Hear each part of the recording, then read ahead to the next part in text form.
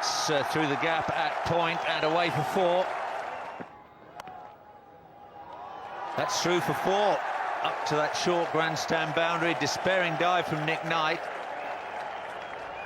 Virender Sehwag using the pace of the ball from Hoggard, just angling it away through that offside.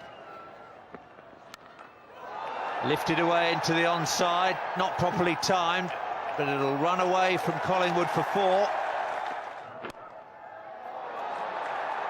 That's away to that short boundary as well. Oh, that's a magnificent stroke. Right in Sehwag's area. Straight down the ground. That'll rattle into the pavilion fence.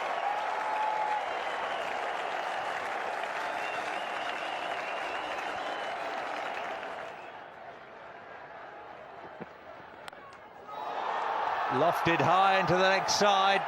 That'll go one bounce for four.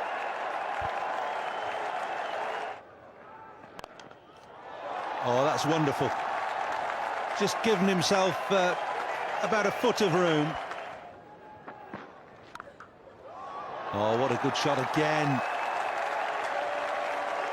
Banged in short from Flintoff, but Ganguly gave himself a little bit of room and even came down the pitch a pace. Kirtley's persevering with this Yorker, or attempted Yorkers. Just too much width on that one. The length wasn't too bad. Down the ground. Couple of skips over the boundary. This could run all the way up the hill for four. It will.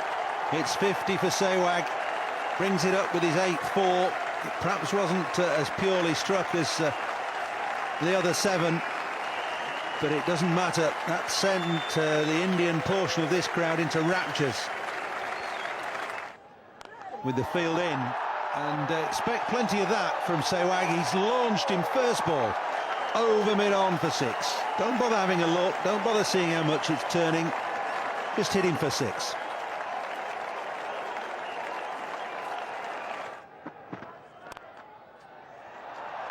On he goes. That's found the gap as well. It's not just the ability to play the shots, it's the ability to find the gaps almost at will. There comes the 100 for India.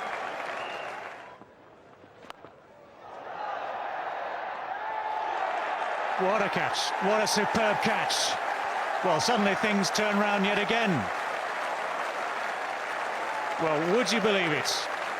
Just at the moment that India seem to be doing absolutely everything right and almost making a mockery of this game.